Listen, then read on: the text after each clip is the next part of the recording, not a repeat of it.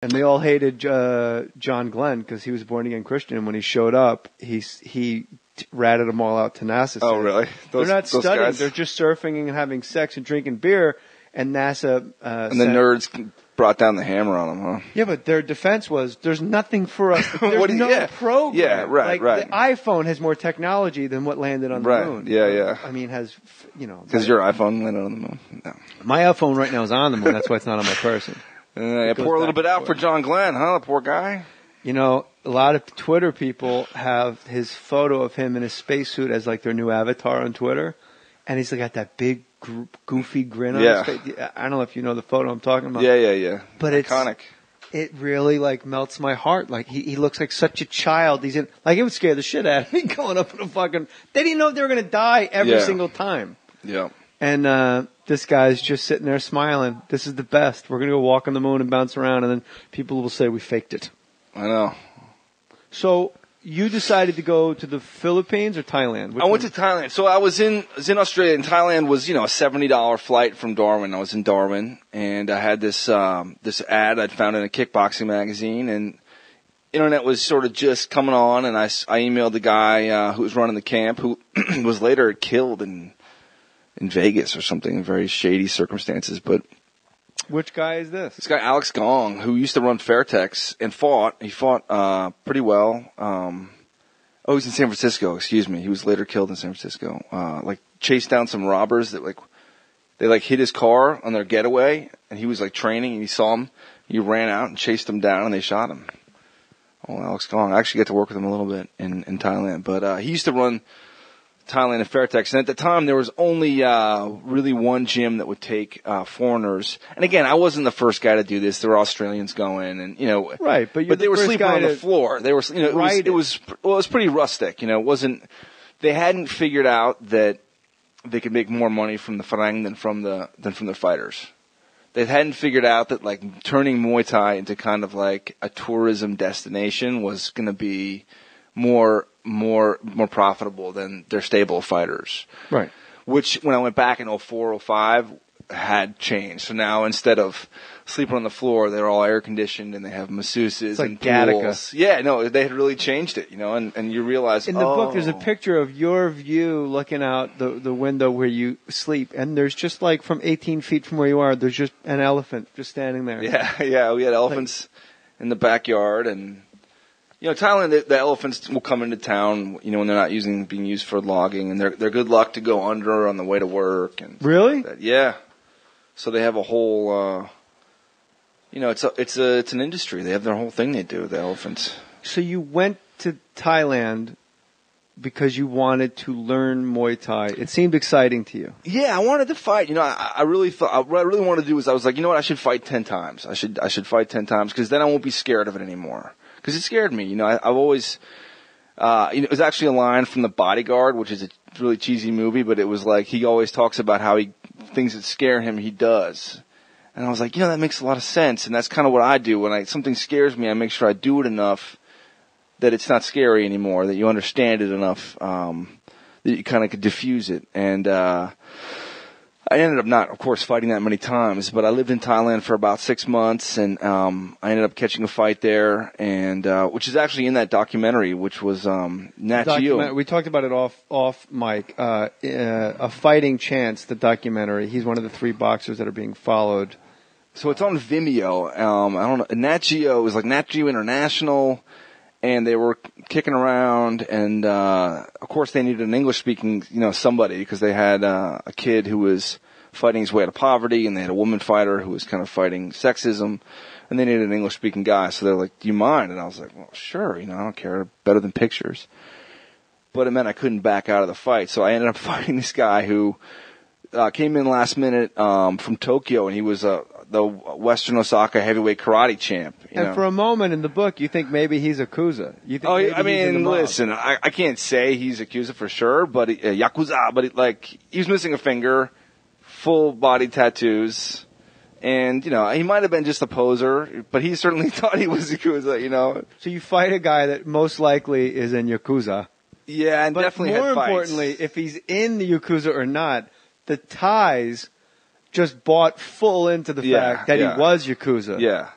No, they were terrified. I mean, like, I realized that later my corner and my friends were, like, really terrified and not into it and trying to get me to stop. And how much weight did you have to lose? I didn't, because he wasn't going to make weight. I didn't want you to tip it. Oh, That's sorry. Because the thing in the book is, like, they're like, you got to get down to 188 or whatever the weight was, right? What was the weight? I think that's a different fight, because this guy I knew was going to come in. He was, like, not going to weigh. I don't remember, but maybe he was. You got down to, I think, 188, and then that's what the fight was going to be. And he's a Tokyo guy. He's a karate champion. Yeah. And then he just comes in at, like, 220. He didn't weigh in. And then the promoter says to you basically, like, hey, man, sorry, those are the breaks. And that was when you realized that how... happened. That happened to me in MMA, too, later in Minnesota. Like, almost the same thing happened. But yeah, he came in, didn't weigh in, like... was definitely warming up, like, a little hard, was like, but apparently he was, like, punching the wall and stuff, and the Thais were, like, loving it. They were, like, super, yeah. You can hear him in this video, which is funny. I've always wanted somebody to, like, call me out and be like, you're full of shit, you made that up. So I could bet him, like, $10,000, and then I could be like, hey, look, here's the National Geo. The whole fight's there, you can see it, man, like, it all went down, like I said, it's just, what amazed me about that fight was how...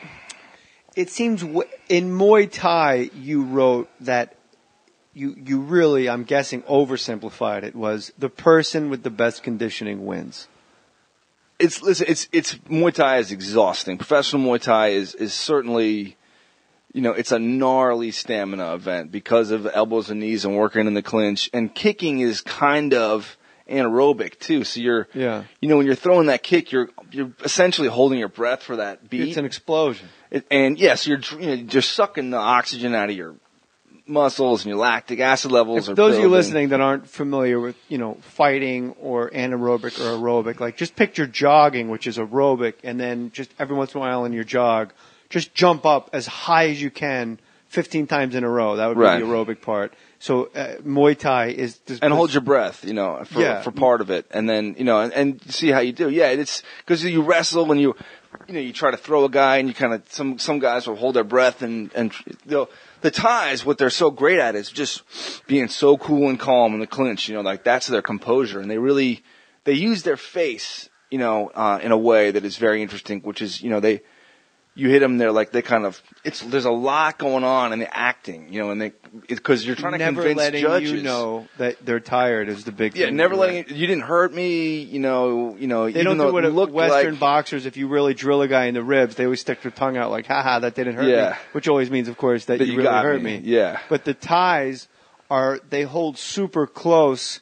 They play like great poker players. Right. It's a poker face that never goes away. No, you can't tell the difference between a guy that's about to pass out from exhaustion and a guy that just stepped into the ring. It's huge. Like, if you start breathing through their mouth, the whole betting odds swing. So if the guy opens his mouth, you'll see basically it was fueled by betting. It was crazy betting in, like, Lumpini Stadium was really the driving sort of behind Muay Thai. And what's interesting is in Thailand now, of course, they've gone to Premier League soccer. Had replaced Muay Thai as like the primary betting engine. So Muay Thai was on the decline until the foreign interests sort of picked it back up. When you said that Muay Thai is such a stamina sport, you had broken down what you saw the Japanese karate champion doing prior to his fight. It speaks volumes of what the Fairtex gym instilled in you as far as just being able to observe. Like, just this guy warming up, you were saying things like, in your book, A Fighter's Heart, you were saying, he's going to overheat because he's walking. I mean, I think the guy literally had on like a long sleeve shirt and a towel around his neck. And you were saying that towel is going to make his neck hot. Like weird, bitty things that nobody would notice. And he would be kind of shadow boxing, which fighters do all the time. Right. But it was a very humid place in Lumpini. Yeah. No, this was not Lumpini. It was near Lumpini. It was in Bangkok, but it was not Lumpini. In the stadium in Bangkok, you were saying he's going to overheat. And then your game plan was, if I can just sort of do what I've been taught and just hang around, right, I'm going to beat this guy because he's not going to have energy at the end. That's how tiring Muay Thai fighting is. Yeah, I mean, you definitely, you want to conserve every tiny little last bit of energy. So that's why Thai fighters get a hot oil massage before a fight, so they don't warm up. You don't do, 10 rounds of shadow boxing or, a lot of times you see boxers will work and jump rope and skip and stretch, and even MMA guys. Muay Thai, sit there, I'll massage you, get you all hot. Okay. You get boiling hot. So now you're all loosened up and ready to go. You might hit pads for 10 seconds, 15 seconds. That's for the big time pros. That's for like the guys at Lumpini. Because you have to conserve every last bit of energy for the fight itself. You get a professional fight, and you were paid to fight this guy from Japan? Yeah, I was paid like, $6 or $15. Which over there is like $1 million, but you're welcome. You save your tweets, I know. That's fucked up, man. Just save the tweets. Just let that one go. Let it slide. Yeah, they're poor people. You don't know anything about it. So when you were taken by how young they start and the pageantry, it's almost like a Catholic funeral. Yeah. Like the dance and the incense and the respect and the flowers and the headdress that you wore. And yeah, they play music. There's a live band going. Doom-ch, doom-ch, doom. See, that shit is tight. They should do that during like boxing matches. Yeah, have a live band the whole time. Like Ward Dawson, they should just have Outkast. Absolutely. It's the return of the gangsta. Like just have some. And if it gets a little slow, you need to get them to pick it up. Hit that beat a little harder. And the band they'll try to pick it up for them in the last 30 seconds. For the real, for the straw weights, you just play yakety sax of Benny Hill. How you must have been, I didn't get this in the book, but I can't imagine you weren't terrified. Yeah. Gripped with fear. And I didn't get that at all in the book. And I don't think it's because of your ego. Maybe at the time of writing, you didn't think it was worthy of going you probably thought it was a given that we knew you were scared. But now, and I didn't really think of it till right now, foreign country, everyone's speaking a different tongue. Everyone knows the same song and dance. There's a live band. And people are betting if you open your mouth, there's money changing hands. Yeah. You could really fuck up this whole afternoon for everybody just by. I think I was a dog to start with. You know what I mean? Yeah. Not dinner. Maybe both. No, I think fear is something that you really, you ascribe it after the fact. You don't really know what fear is at the moment. What they call is disassociation, when you sort of, you get kind of like in a dream state, or you sort of don't know what's going on. And later you can say, I was shitting my pants, or I was terrified. But in the moment, it doesn't really feel that way. See, I'm the opposite. I'm terrified. I've told this to my oldest son, Jackie. I hosted the NHL awards, and I was like uncharacteristically terrified. It was live on TV, and you got to go out. Yeah. And my son, he does karate down the street, green belt, tight. There you go. Nice. Yeah. Nice. He's good. He's doing like crane shit for me. Hey, I'm man, it's all good, dude. It's great. It's all good. And I told him, I was scared until I realized I knew what I was doing. Right. And then, oddly, I popped my ears, and I realized my head was all you were all, right. When I popped my ears, I could hear everything clearer. Right. And then I went, I have all these jokes, and I've already put them into teleprompter. This is going to take care of itself. Laugh, I'll just act like it's killing, and maybe they'll sweeten it. But what you're saying is the exact opposite. Going in, I think that's almost the indoctrination of being in a camp with other fighters and preparing. Yeah. And that mindset that you just almost, not like a lemming, because that is such a negative connotation. Right. No, but you're going to let the chain of events happen. The strength of the pack being the wolf. Yeah. You're in a wolf pack, and we go in, and then we just eat shit when we get in the ring, and you just go, all right, I'm going to get in. No, absolutely. That's a very good way of putting it. No, that's totally, I think, which is why, people always talk about fighting as an individual sport, and it's not at all. I mean, it's very much a team sport. It's very much about who you train with, particularly MMA. I mean, when I hear somebody say MMA, it's like, you have no idea what you're talking about, because, nobody is getting awesome in their gym by them, in their garage, you know what I mean, by themselves, hitting a bag. It's your trainers, it's your people that you're with, and the people who get you through those weeks and those days and those hours and those minutes and get you ready, Guys willing to run with you at 4 a.m. And for the listener, Sam Sheridan isn't a fighter. He's a Harvard graduate who's a writer. Yeah. Who decided to write, was it Men's Health? Men's Journal? Men's Journal. Yeah, Men's Journal. For Men's Journal, he said, hey, I'm going to the Thailand to fight.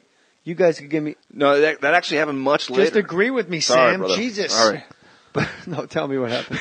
But the MMA one, I did sell that to them like that. But right, and you got them Thailand to one, finance your trip. Yeah. And your travels by ingenious. I smoothed it. That is where a Harvard education really comes into play. It. If you're going to get punched in the face, have Men's Journal pay for it. Yeah, well, that was Winter and Rolling Stone and all that, and they were trying to start a book imprint, so they were going to be. But I needed the listeners. It was important for the listeners to know, because we've been talking about fighting for about a half hour. Sorry. I just need them to know you're not I'm not sitting down with a Muay Thai fighter or a guy. This is a guy. Sam Sheridan's a guy, and his book is a program. Yeah, right. The iPhone has more technology than what landed on the moon. Yeah. I mean, Because your iPhone landed on the moon. No. My iPhone right now is on the moon. That's why it's not on my person. Pour a little bit out for John Glenn, huh? The poor guy. A lot of Twitter people have his photo of him in his space. Yeah. And this guy's just sitting there smiling. This is the best. We're going to go walk on the moon and bounce around, and then people will say we faked it. I know. So you decided to go to the Philippines or Thailand? I went to Thailand. So I was in Australia, and Thailand was, a $70 flight from Darwin. I was in Darwin, and I had this ad I'd found in a kickboxing magazine, and internet was sort of just coming on, and I emailed the guy who was running the camp, who was later killed in Vegas or something in very shady circumstances. But which guy is this? This guy Alex Gong, who used to run. And they all hated John Glenn because he was a born again Christian. And when he showed up, he ratted them all out to NASA. Oh, really? They're not studying; guys? They're just surfing and having sex and drinking beer. And NASA and the nerds brought down the hammer on them, huh? Yeah, but their defense was, "There's nothing for us." There's no spacesuit as their new avatar on Twitter, and he's got that big goofy grin on his face. I don't know if you know the photo I'm talking about. Yeah. But iconic. It really melts my heart. He looks like such a child. It would scare the shit out of me going up in a fucking. They didn't know if they were going to die every single time.